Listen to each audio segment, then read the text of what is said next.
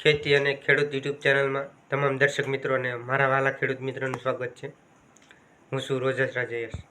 તો મિત્રો, જે આપણે અત્યારે શિયાળુ સિઝન હતી એનું અત્યારે હાર્વેસ્ટિંગ ચાલુ છે અને ઘણા ખેડૂત મિત્રોએ હાર્વેસ્ટિંગ કરી નાખ્યું છે।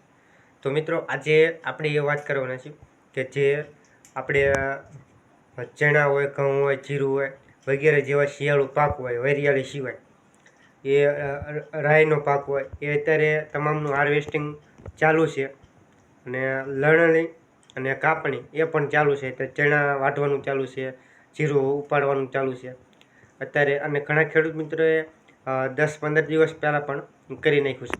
તો આજે વાત એ કરવાની છે મિત્રો કે જે હવે આપણે ઉનાળુ જે વાવેતર કરવી એમાં હવે આપણે શિયાળુ જે પાક હતો એ લઈ અને ઘણા ખેડૂત મિત્રોએ વાવેતર કરી દીધું છે કે જીરાનો પાક હોય તો જીરું છે એ ચણા અને ઘઉં કરતાં થોડુંક વહેલું પાકે, એટલે કે વહેલું એનું હાર્વેસ્ટિંગ થઈ જતું હોય છે, વહેલી કાપણી થઈ જતી હોય છે જીરાની।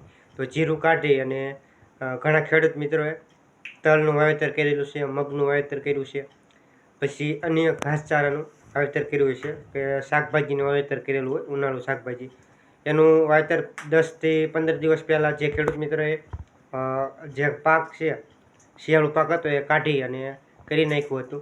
પણ મિત્રો, હજી ઘણા ખેડૂત મિત્રોને જે ચણા પાયસતરા વાવેતર હોય એ કાઢવાના બાકી છે। હજી તો ઘણા ખેડૂતને પાક ઉપર પણ નથી આવ્યા, કાચા છીણા છે। અને તો મિત્રો, આવા ખેડૂત મિત્રો છે એમને હવે ઉનાળુ વાવેતર ન કરવું જોઈએ, કારણ કે હવે જે વાવેતર આપણે કરવી તો પહેલાં તો બધી રીતે નુકસાન થઈ શકે, કારણ કે ચોમાસું પાકનું વાવેતર પણ આપણે કરવાના હોય તો એનું પણ લેટ વાવેતર થાય, મોડું વાવેતર થાય, એના કારણે ઉત્પાદનમાં પણ થોડીક માઠી અસર પડે છે। પણ મિત્રો, જે વાવેતર આપણે કરવાના છીએ તો આવા સમયે અમે કયું વાવેતર કરી શકાય, અને જો 10થી 15 દિવસ પહેલાં તમારું પડું ખાલી થઈ ગયું હોય, શિયાળુ પાક કમ્પ્લીટ લઈ અને તમે પડું ખાલી જમીન તૈયાર કરી અને ખેડી અને વાવી દીધું હોય તો એનો તો એમાં કંઈ બહુ આપણે ટેન્શન લેવા જેવું નથી, કારણ કે એ સમયસર, આમ તો સમયસર નો જ કહેવાય કે જે આપણે 2 ફેબ્રુઆરી 1 ફેબ્રુઆરી મહિનો ચાલુ થઈ ગયા, આમ તો આપણે જાન્યુઆરીના એન્ડમાં પણ ઉનાળુ વાવેતર ચાલુ કરી દેતા હોય છે, અને ફેબ્રુઆરી મહિનો ચાલુ થાય ત્યારથી ઉનાળુ વાવેતર આપણે બાજરી હોય, તલ હોય, મગ હોય, પછી એ સિવાય અનાજ કઠોળના જે પાકો હોય છે એ પણ વાવેતર કરતા હોય છે। તો એ ફેબ્રુઆરીની શરૂઆતમાં આપણે વાવેતર કરતા હોય તો એ સમયસર 90 દિવસમાં કે 100 દિવસની અંદર પાકી જતા હોય છે। પણ મિત્રો, જો અમે ફેબ્રુઆરી પણ મહિનો પૂરો થઈ ગયો છે અને માર્ચ પણ આજે 11 માર્ચ, એટલે કે 10 માર્ચ 11 માર્ચને જેવા પણ માર્ચ મહિનાના 10-11 દિવસ વીતી ગયા છે, અને ઘણા ખેડૂત મિત્રો હજી પણ વાવેતર કરે છે ઉનાળુ જે પાકનું, મગનું। જો મિત્રો તમે 10 દિવસ પહેલાં જે પાક છે એને કમ્પ્લીટ ખેડ કરીને કરી નાખ્યો તો તમે મગ વાવી શકો છો, પણ હવે જો મગ વાવવા જાય તો આમ તો લેટ પણ થઈ જાય છે અને ઉત્પાદનમાં પણ થોડીક માઠી અસર પડે છે, કારણ કે લેટ વાવેતર હોય તો જે આપણે મે મહિનો ચાલુ થાય પછી અડધો મે મહિનો હોય છે, એટલે કે જે પાંચમો મહિનો છે એ અડધો જાય પછી પવન અને વરસાદની શક્યતાઓ રહેતી હોય છે, કે પવન અને માવઠાના જે આપણે કમોસમી, જેને આપણે વરસાદ કહી શકીએ, એ થતા હોય છે। એના કારણે જે આપણે મગ હોય કે કોઈ અન્ય પાક હોય, આપણે મોડું વાવેતર કર્યું હોય ઉનાળુ, તો એ લેટ થવાના કારણે વરસાદ છે એ એના પાક ઉપર પડતો હોય અને પાકને આપણે ઉપાડવાનો ટાઈમ થઈ ગયો, કે કાપણી કરવાનો ટાઈમ થઈ ગયો હોય, હાર્વેસ્ટિંગ કરવાનો ટાઈમ થઈ ગયો હોય, તો એ પાક ઉપર જે વરસાદ આવે અને પવન આવે તો આપણે એક નુકસાન થઈ શકે છે, અને આર્થિક રીતે આપણે કહેવાય ને કે બજાર ભાવ, ક્વોલિટી પણ જે આપણે હોય છે ક્વોલિટી પણ બગડે છે આપણા પાકની, જે તે પાક હોય, ઉનાળુ પાક હોય એની ક્વોલિટી પણ બગડે છે, પૂરતા બજાર ભાવ નથી આવતા। અને બીજા નંબરમાં વરસાદથી એક મોટું નુકસાન થતું હોય છે।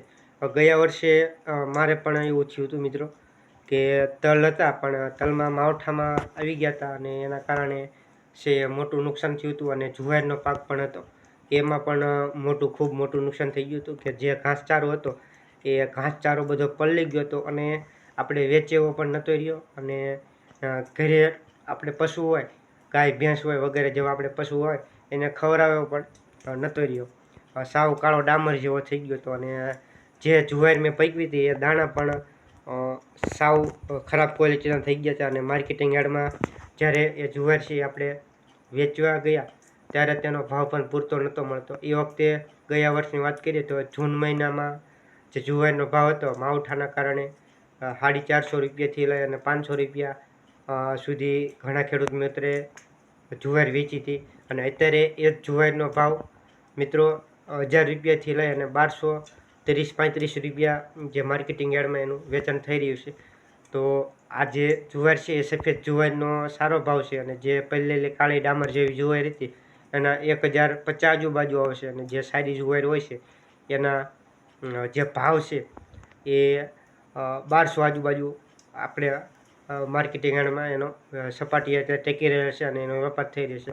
પણ મિત્રો વાત એ કરતો હતો કે જે આપણે પાક વાવવાનો છે ને હવે અત્યારે જેનું ચણા વાઢવાનું ચાલુ છે, મારે પણ ચાલુ છે. મારે ચણાનું હાર્વેસ્ટિંગ વાઢી કાપણી કરી અને હાર્વેસ્ટિંગ કરવાનું છે. થ્રેશરમાં કાઢ્યા બાદ મારે પણ ઉનાળુ પાકનું વાવેતર કરવાનું છે. પણ મારે જુવારને એવું વાવેતર કરવાનું જે આપણે ઘાસચારા માટે વાવતા હોય છે એનું વાવેતર કરવાનું છે. અને એ આપણે 2 મહિનાની અંદર નીંગલે ન નીંગલે એ અવસ્થા થાય એટલે વાઢી નાખવાની, જેથી કરી આપણે જે જુવાર હોય એ માવઠાનો માર એમાં પાક ઉપર ન આવે અને આપણે નુકસાન ન થાય એના માટે નુકસાન માટે બચી જાય. તો બીજા કોઈ પાકનું વાવેતર ન કરવું અને માત્ર જુવાર માટે વાવેતર કરો ઘાસચારા માટે. અને બીજું કે તમે અન્ય કોઈ શાકભાજીનું વાવેતર કરતા હોય કે દૂધી છે, ગુવાર છે, પછી રીંગણી છે વગેરે જેવા ઉનાળુ શાકભાજી વાવેતર કરતા હોય તો એ તમે રાબેતા મુજબ રેગ્યુલર વાવેતર કરી શકો છો. પણ જે અનાજ કઠોળ અને જે તેલબિયા પાકો છે એનું કોઈ તમે વાવેતર ન કરવું. એક ઘાસચારા માટે જુવારનું એક વાવેતર કરી શકો છો. તો આ વિડીયોમાં એટલું જ છે. તો હજી સુધી તમે જો ચેનલને સબસ્ક્રાઈબ ન કરી હોય તો ચેનલને સબસ્ક્રાઈબ કરજો, વિડીયોને લાઇક આપી ખેડૂત મિત્ર સુધી શેર કરજો અને કમેન્ટમાં તમારો અભિપ્રાય જણાવજો. જય જવાન જય કિસાન.